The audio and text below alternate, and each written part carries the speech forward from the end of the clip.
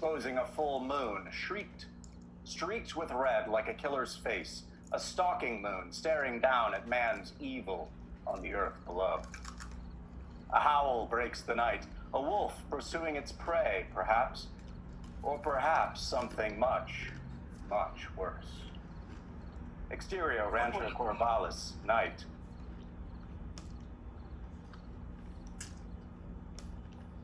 Exterior Rancho Corvallis night, we pan down from a dark and middling-sized town lost somewhere in the southwest, down a darkened middle-class suburban street, continuing past several houses, one large, old foreboding, its windows dark and vacant, a for sale sign on the lawn, with a sold sign just beneath it. The other smaller home in sharp contrast to the first house, newly painted, its lawn neatly shorn.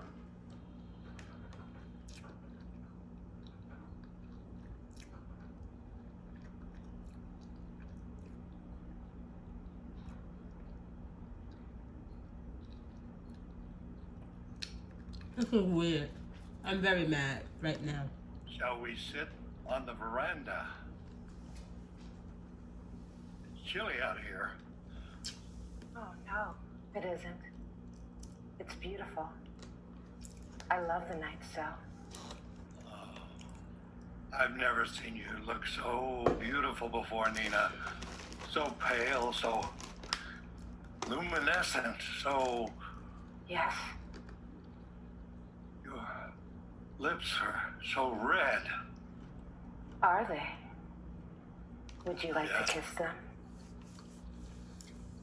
We push in closer on the smaller home, searching for the source of the voices, continuing up and through the second floor window. Why are you looking at me so strangely, Nina? We continue through the window past the billowing drapes to find ourselves staring at a TV, the flickering screen, the only light in the room. Interior Brewster House, Charlie's room, night. Not you, Jonathan. Your neck.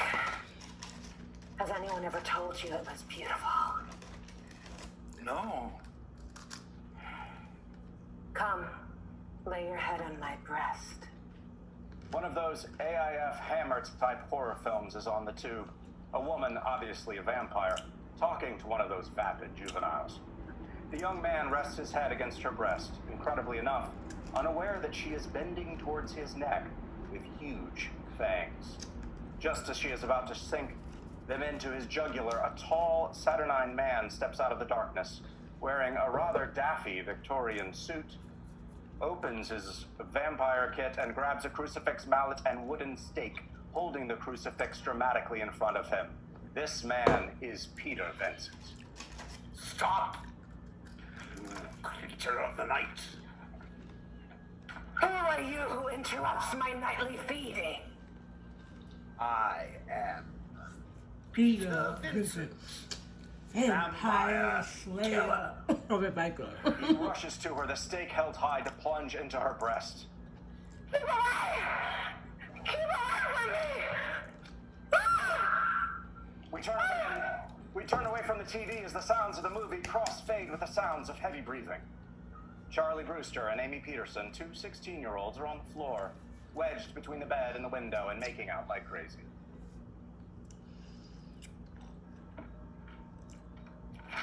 An announcer announces, "And now your host, Peter Vincent."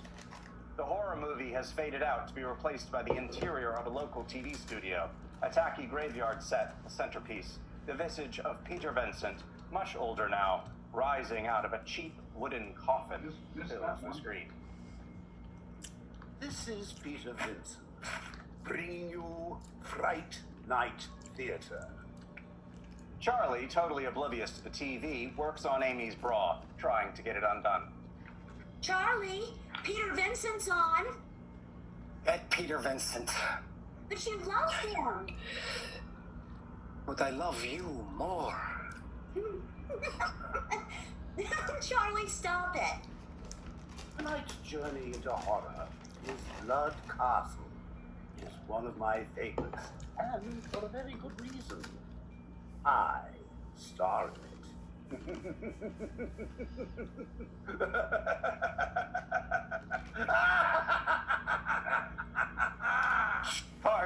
finally gets Amy's bra undone. Charlie, I said stop it. Amy, give me a break. We've been going together almost a year, and all I ever hear is Charlie, stop it. Sounds of Fright Night Theater breaking the silence. I'm sorry, Amy. Me too. I'm just scared, that's all. She moves to him at the open window and steps into his arms, kissing him as she never has before. She breaks and looks into his eyes. Let's get into bed. You mean it? They kiss, the two of them slowly turning, Charlie facing the window to the side yard next door, over Amy's shoulder. There, below, he sees two shadowy figures carrying what looks very much like a coffin toward the cellar doors of the house next door. Amy slips out of his arms and onto the bed. She starts to take off her blouse. He has his binoculars up and is glued to the weird scene outside his window as Amy lays uncomfortably back on the bed, looking up at him. Charlie! I'm ready. They're too dark to make out clearly, but they are Jerry Dandridge and Billy Cole. Amy, you're not going to believe this, but there are two guys out in the yard below, and I think they're carrying a coffin. On the TV, we see a similar scene of some men carrying a coffin through a fog-shrouded landscape. Sure. And they're on the moors, right? Amy, I'm serious. So am I. Do you want to make love or not? Two figures below, having gotten the cellar doors open, carry the coffin into the basement of the house. Amy, come here. You got to see this. The bedroom door slams shut. He whirls to find her gone. Charlie runs out and scrambles down the stairs after her. Amy! Amy! Okay, maybe it wasn't a coffin, but I did see two guys carrying something into that house. I don't understand you. First you want to make love, and then you don't. They reach the bottom of the stairs only to have a voice from the living room stop them. Amy? Charlie? What's wrong? They stop, turning to stare through the doorway at Charlie's mother, Judy Brewster, sitting in the living room watching the 10 o'clock news. Nothing, Mom. Come in here, you two. Are you having a Are you lover's kids spat? having a lover's spat? No, Mom, nothing like that. Well, there's nothing wrong with it. It says right here that the divorce rate is 76% lower among couples that who don't argue before marriage. Oh, Mom, we're still in high school. Well, never hurts to plan ahead. Oh, Amy, will you remind your mother that we're playing poker at her house this weekend? Yes, Mrs. Brewster. Well, good night, Charlie. Yeah, good night. He moves toward the window that stares out at the house next door. Good night, Mrs. Brewster. Good night, Amy. Thanks for helping Charlie with his homework. Anytime. See you tomorrow, Charlie? He continues to stare out the window. Amy turns and stomps out of the room, the front door slamming behind her. Charlie, that wasn't very nice, not walking Amy to the front door. Mom, there are people next door. Oh, I guess the new owner is moving in. What new owner? Oh, didn't I tell you? Bob Hopkins said he finally got rid of the place. Who'd he sell it to? I don't know, some fellow who fixes up houses for a living. Supposed to be very attractive, though. I just hope whoever he is, he knows what he's getting into with this house. It's going to take a lot of work just to make it livable. We leave them behind, pushing in tighter and tighter on the TV Judy was watching, their voices replaced by the newscaster. And now, for the local news. A man was found murdered tonight behind the railroad yards. Details are pending, awaiting notification of next of kin. Exterior, high school, day. Kids are flooding out of the classroom as Charlie comes out of one of them, holding a test paper. Another kid comes out right behind him, holding a test paper with a big fat A+ on it. It is evil Ed Thompson. Whoa. That bastard. Why didn't he tell us he was going to spring a pop quiz?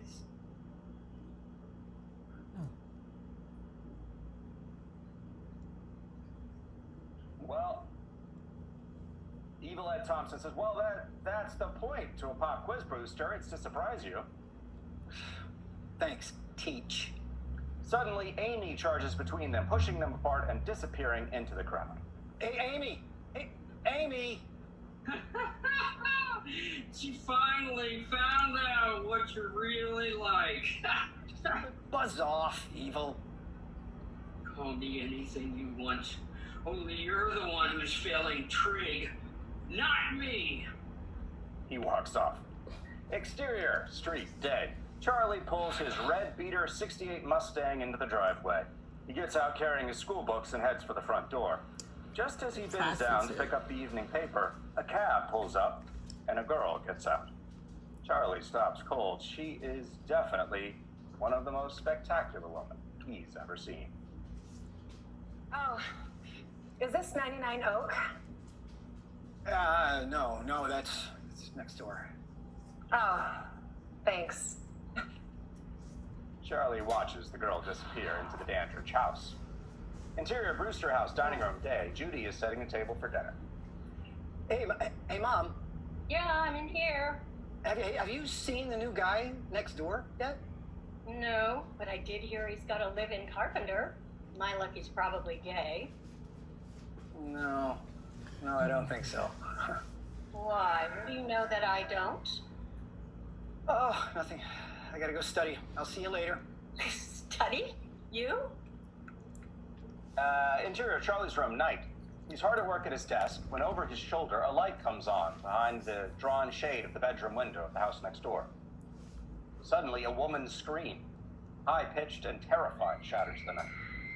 Charlie whirls, sending his books crashing to the floor, staring out his window at the lit window of the Dandridge house.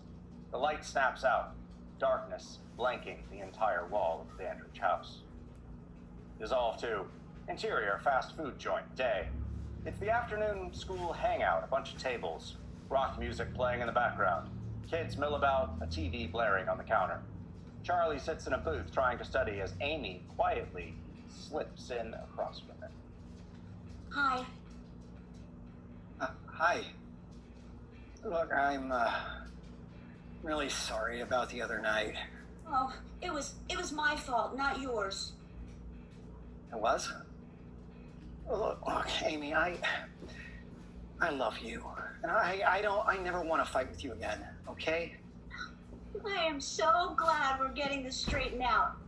I've been miserable the last 2 days. You don't know what it's been like. Wow. Over her shoulder, he suddenly sees on the TV a picture of the girl who looks very much like the one he saw going into the Dandridge house. The second victim, whose body was found early this morning, was a known prostitute. I'm not talking to you on the phone and... Charlie, are you listening to me? He gets up and walks to the TV, staring up at it as the newscaster's voice runs over the picture of the girl. She was positively identified as Cheryl Lane. The badly mutilated corpse was found under the North Creek Bridge by the old mill. As yet, the police have no leads. Evil Ed steps up beside him. Hey, Charlie, you know what I heard on the police van last night? What? That wasn't the only murder.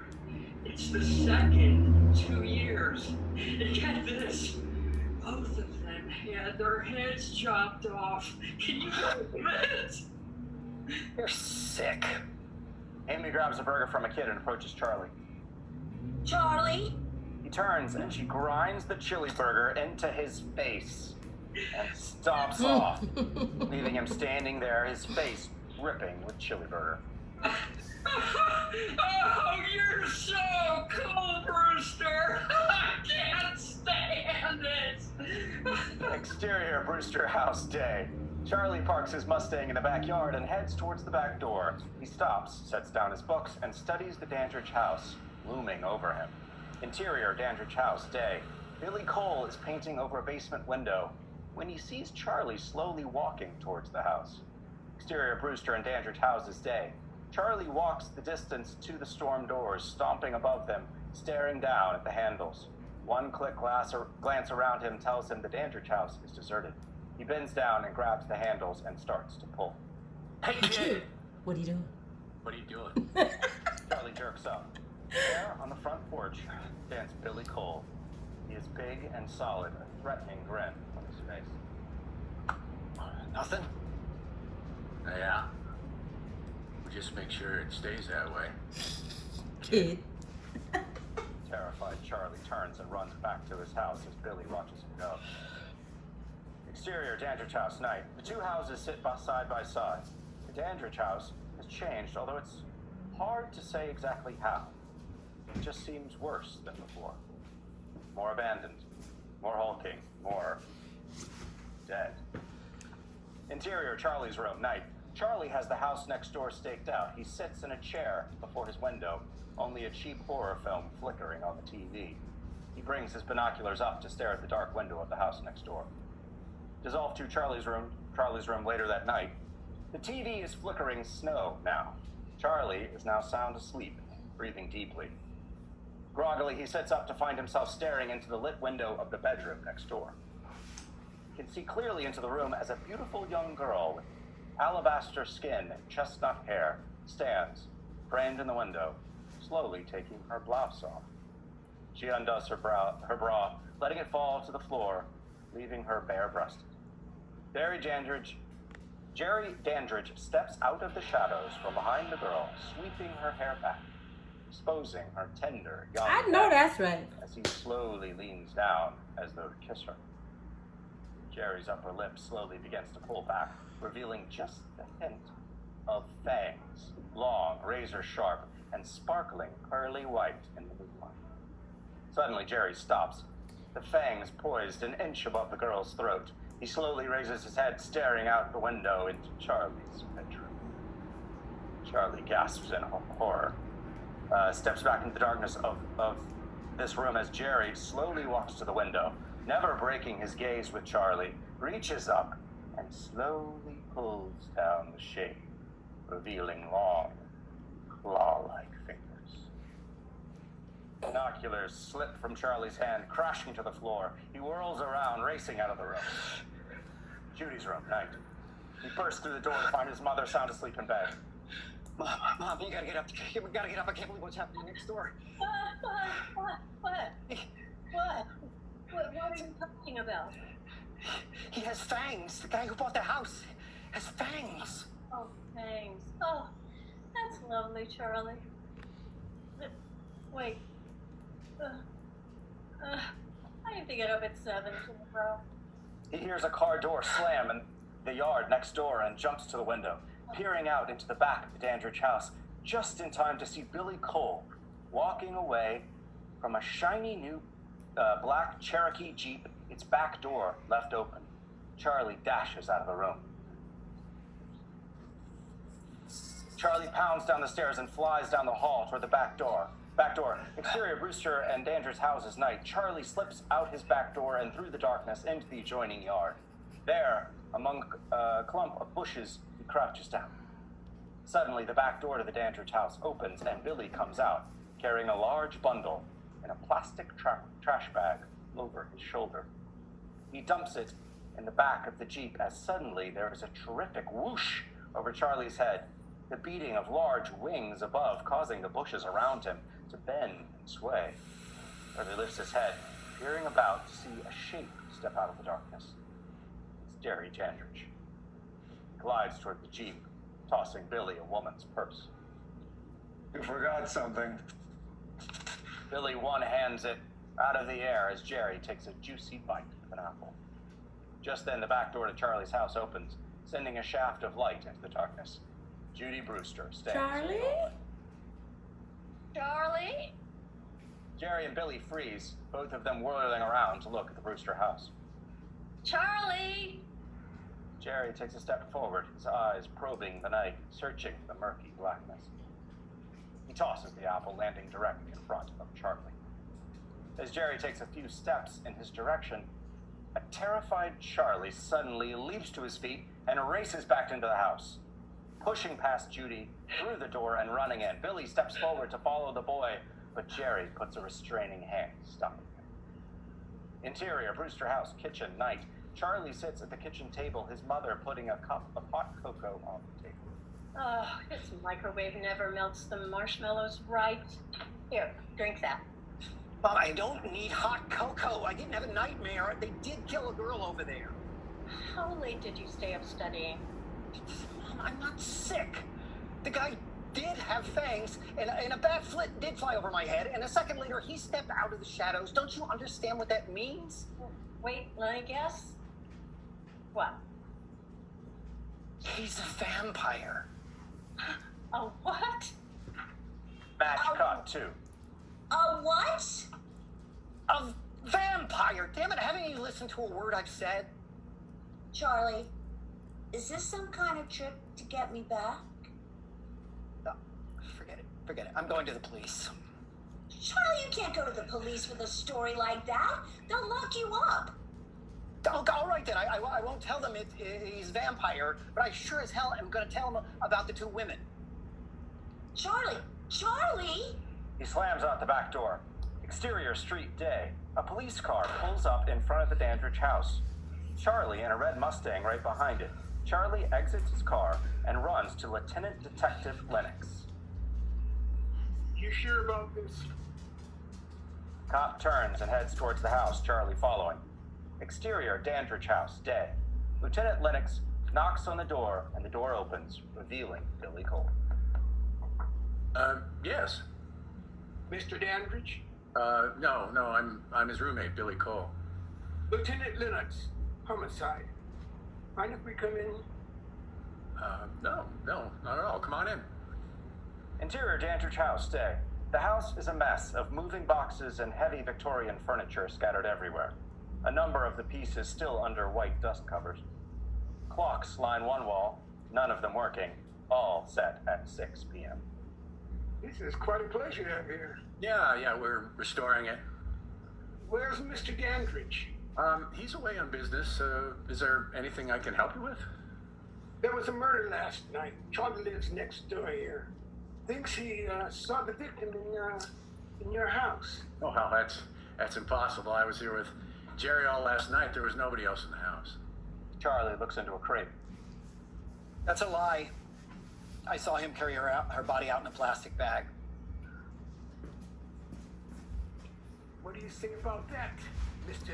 Cole? Well, the kid's obviously crazy, officer. I mean, I did take some bags out last night, but they were full of trash.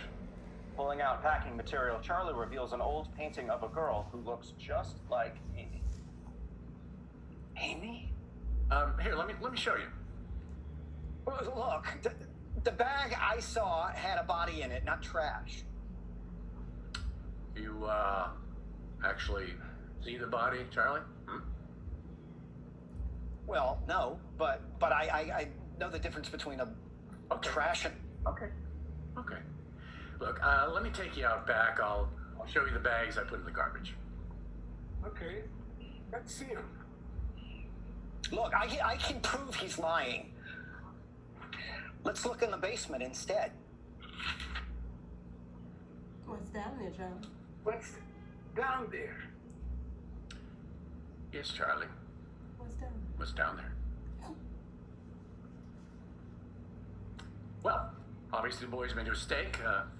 Officer, you know how kids are. A coffin. That's what's down there, a coffin. I saw them carry it in. What? Yeah, and you'll find Jerry Dandridge in it, sleeping the sleep of the undead. Ooh. For heaven's sake! What are you talking about? He's a vampire. Uh-oh. I saw him in that room last night. He had fangs, and he bit her on the neck. For heaven's sake! Come on. What are you talking about? Wait! You can't just leave like this. Look, I got a coffin for you. The cop pulls Charlie out the door and hustles him down the walk. Lieutenant, listen, please, listen to me. I'm telling you, Jerry Dandridge is a vampire. Yeah, and I'm Dirty Harry. Now, let me tell you one thing, and let me tell you something, kid. If I ever catch your ass down at the police station again, I'm locking it up. For good. Lieutenant, please, come on, just listen to me for a sec. Lennox hops in his car, slamming the door behind him as Charlie hovers by the window. Look, I know it's crazy. I know, but just, Lieutenant. The car roars away as Charlie hears footsteps on the upper porch of Dandridge House and whirls to find himself staring at Billy Cole looking back at him. Charlie slowly backs away from him towards his car and glances up at the sky overhead. The light is beginning to fade. He checks his watch. It's 4 in the afternoon. He looks back at Billy Cole, then leaps into his car and tears off down the street. Interior, Evil Ed's room, day. Evil Ed sits at his desk, hand-painting a monster model of a ghoul. Evil Ed's room is a veritable museum of horror. Movie posters of Frankenstein and the Wolfman dotting the wall, the shelves full of monsters and models, the floor littered with horror comics. Evil! Evil! And to what do I owe this dubious pleasure? The vampire knows that I know about him, or at least he will when he wakes up tonight. What are you talking about? Look, I have a vampire living next door to me, and he's gonna kill me tonight if I don't protect myself. What? Come on, Evil, I haven't got time to explain. Just tell me what to do to protect myself. Very funny, Brewster. Come on, Evil, please, I'm not kidding. Please just tell me what to do. Call me evil anymore. Why should I help you anyway? Look, I got $8. Okay, help me, and it's yours. Evil Ed sweeps the money into his pocket. Far be it for me to turn down a fool's money. Now, where and when did you expect the vampire to attack? In my bedroom tonight.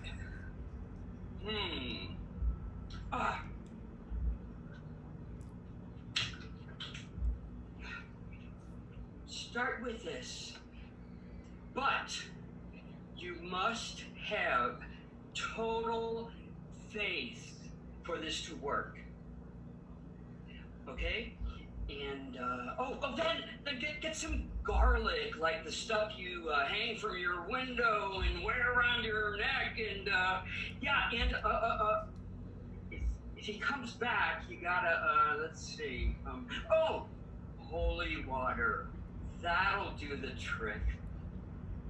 But, you gotta get the priest to bless it first, I think. That's it? Yeah, I'm afraid so. Your best protection, though, Charlie, is a vampire cannot enter your house without first being invited by the rightful owner. You sure about that? Oh, positive. Thank you. Charlie runs out. Interior Charlie's room, night. Charlie finishes nailing shut the window, then steps back and tests it. It's secure. Charlie?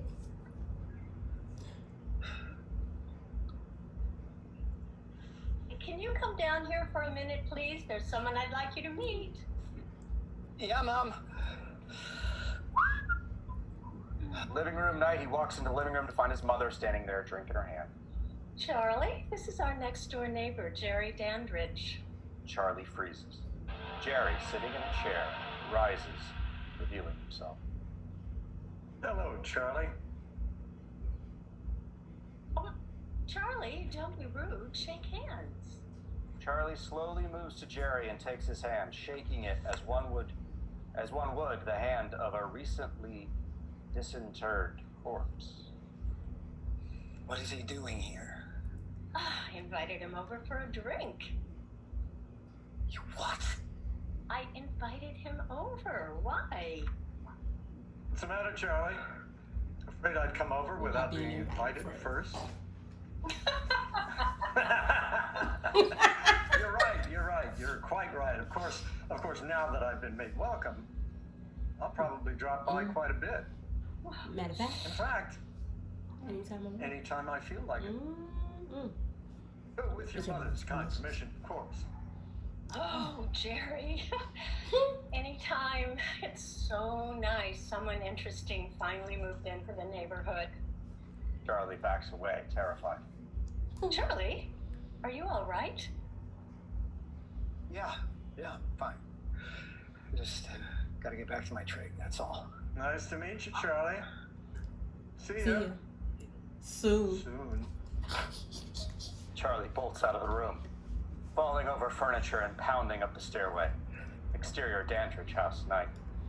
The old house wrapped in fog as the wind whips around its eaves. That foreboding feeling has now turned to evil. Interior Brewster House. Judy's room night. Judy is sound asleep, a sleeping mask over her eyes. Darkness and silence and nothing else but moonlight spilling through the window at the far end of the hall.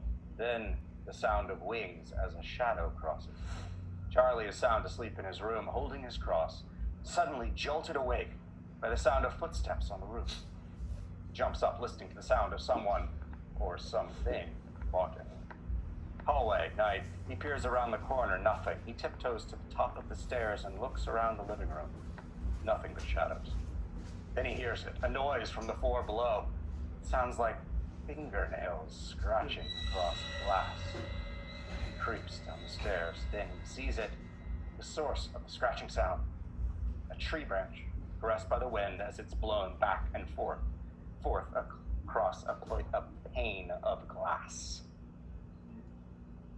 Judy's room night. Jerry Dandridge stands above Judy, an open window behind him, staring down at her, sleeping peacefully in her bed. He glides across the room, past Judy's bureau, past the wall mirror, without leaving a reflection, and out the door with unnatural silence. Hallway night. Jerry closes the door behind him, giving it a sharp tug that dislodges it from the hinges, then moves across the hall toward the open door to Charlie's bedroom. Charlie walks down the hall and disappears into his own room. He shuts the door softly behind him, notices a light in the Dandridge house opposite his room, which turns off. As he watches for any activity, the closet door opens silently behind him, revealing Jerry Dandridge.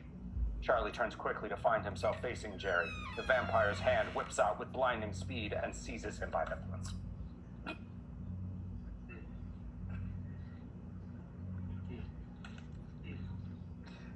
Now, we wouldn't want to wake your mother, would we, Charlie?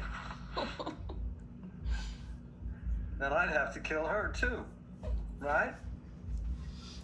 Charlie flings the boy across the length of the room with inhuman strength, slamming him into the far wall closet. Charlie slips to the floor, all the air knocked out of him. Jerry reaches down and grabs the boy by the throat, pulling him to face him. Do you realize how much trouble you caused me? Spying on me, almost disturbing my sleep this afternoon, telling the policeman about me.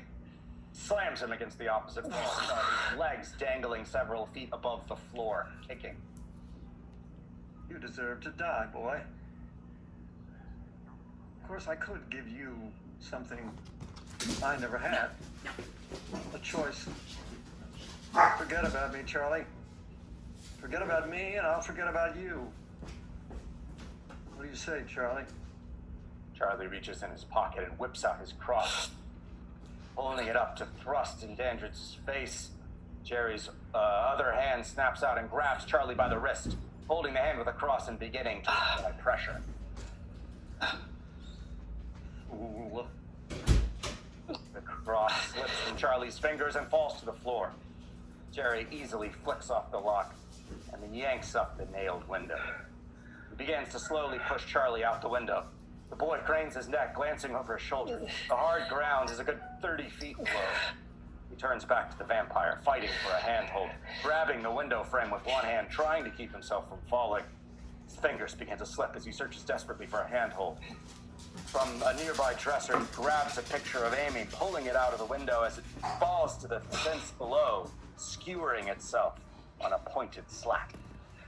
Jerry continues his assault as Charlie's fingers find a pencil and he slams the point down to Jerry's hand. Jerry wails in pain as he whirls away from him, the pencil protruding from the back of his hand. He grabs it and pulls it out. Turning to Charlie, his face no longer human, letting out an unearthly scream that blows Charlie's back against the wall.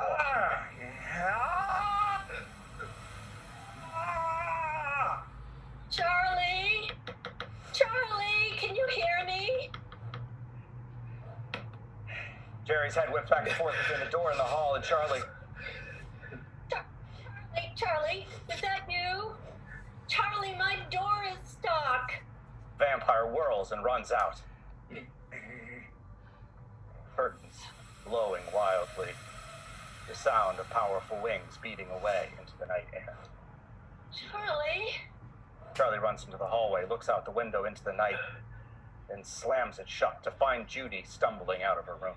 Charlie, what is going on? Nothing. I just had a nightmare. Oh, I had one too. I had one last night. It was awful. I dreamed I was at a white sale and I was completely naked. Suddenly, they both hear a crash from outside his window. Now, what is it? Charlie grabs her, gently pushing her back. Oh, it's nothing. Nothing, just raccoons in the garbage again. Why don't you go back to sleep? But, sweetie, what about your nightmare?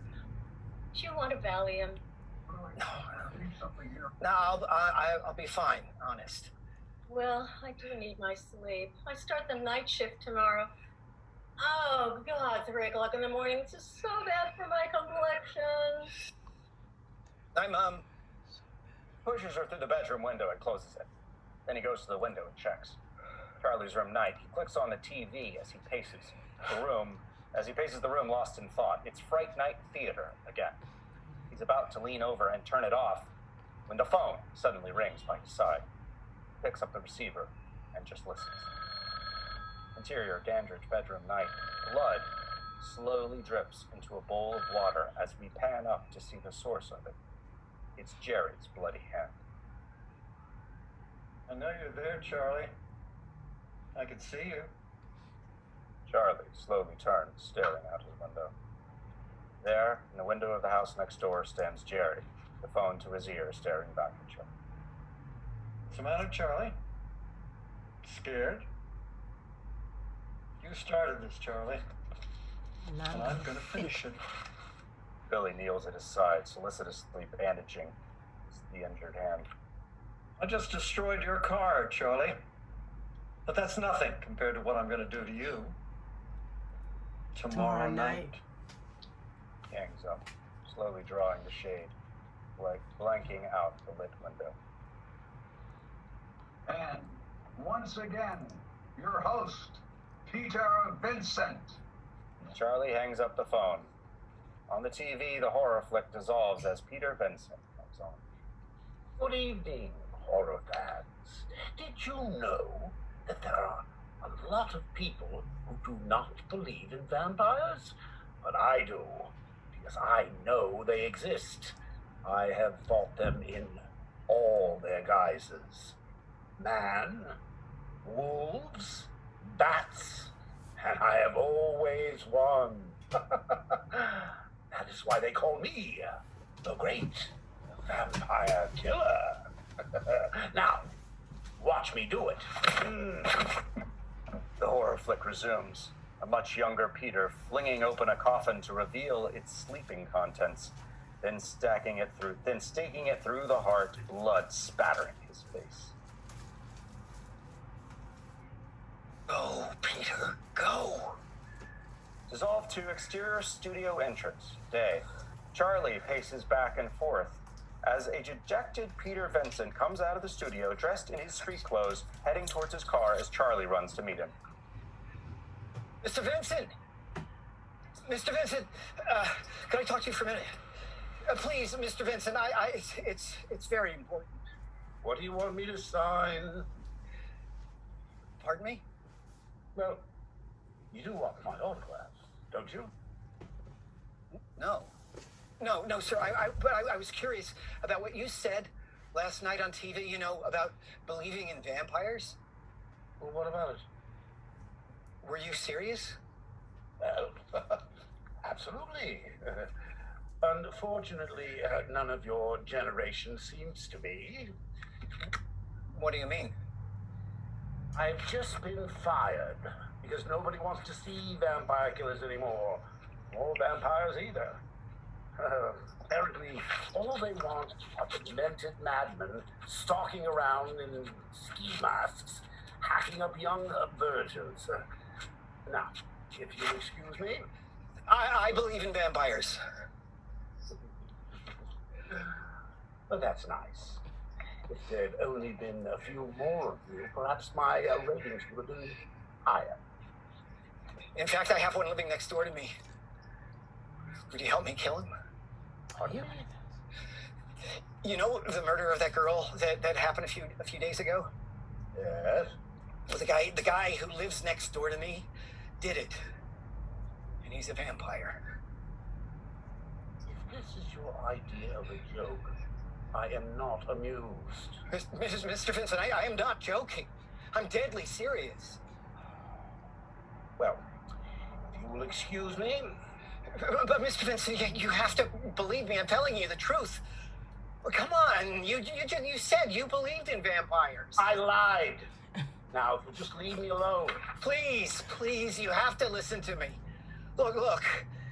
The vampire tried to kill me last night, and he trashed my car when he didn't succeed. He's going to come after me again tonight, okay? And Mr. Vincent, if I don't get help, he's going to kill me. Peter shoves him aside, hopping into his car, quickly locking the door behind him. As he starts the engine, Charlie beats on the window. Mr. Vincent, please, just listen to me for a second. Peter hauls ass out of the lot and disappears down the street. No, wait! Mr. Vincent, wait! Exterior, Brewster House, day. Amy rides up on her moped just as Evil Ed starts up the front walk towards Charlie's house. What are you doing here? Hey, what about you?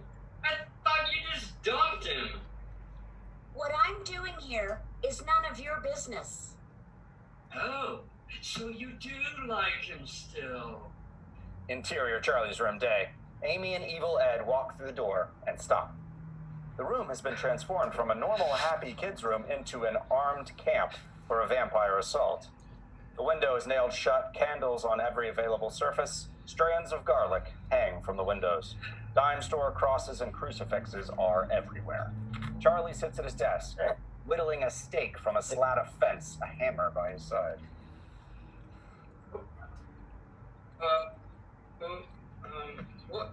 What is all this? Self-defense. Not that I think I'm gonna need it. I'll be dead before nightfall. Who will be? Andridge. I'm waiting for the guy he lives with to leave, and then I'm just gonna go next door and find his coffin, and I'm gonna pound this through his heart. That's murder, Charlie. You can't murder a vampire, Amy. They're already dead. Remember? Listen. I just taped this. He hits the play button on his tape deck, and a local radio station newscast plays back. What, Amy? What are we gonna do? This is just like Fright night. And now for the 2 o'clock news. Another body of a young woman was discovered early this morning in the back of Sheridan Mall. You see that? You see that? I don't have any choice. Somebody has to stop them. Charlie, it's going to be dangerous going into that house all alone, isn't it?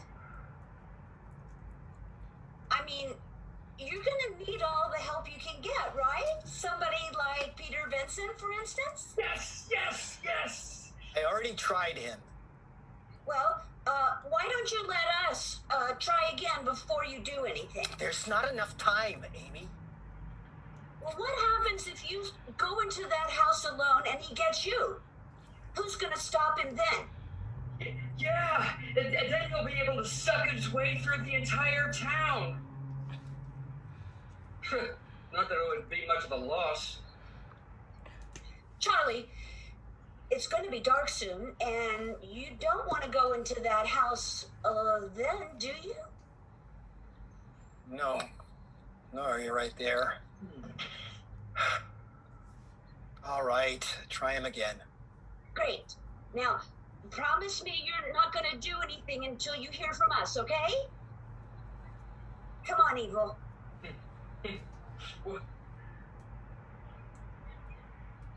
Amy,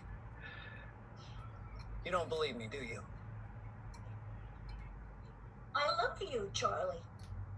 Hey, Amy, come on! Amy hurries out of the room. Interior, Peter Vincent's apartment, day. The place is small but neat, the walls dotted with posters of his various movies, all in the horror genre, stretching back at least 3 decades. Peter grabs a letter from his kitchen counter and examines it. An order of eviction.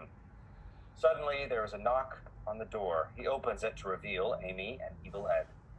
Yes.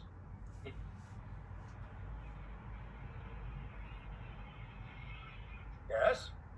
Mr. Vincent, could we talk to you for a moment? Well, I'm afraid this is not the best time.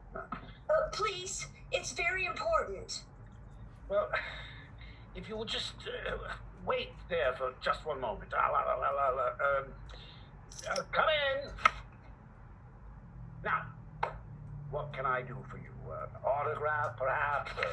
Interview for your school newspaper? I'm afraid this is much more important. Oh, really? Well, what could be more important than an autograph? Saving a boy's life? Oh, yes. Well, I can see where that might be more important, but perhaps you care to explain? You remember that fruitcake kid named Charlie Brewster? He said he came here to see you or something? No. He's the one who believes a vampire is living next door to him? Oh, yes. You know, he is insane. Oh, my dear, I do hope he's not a friend of yours. Yeah, she's got the hots for him. Amy, stop! Well, we need your help to stop him, Mr. Vincent. You see, he really does believe that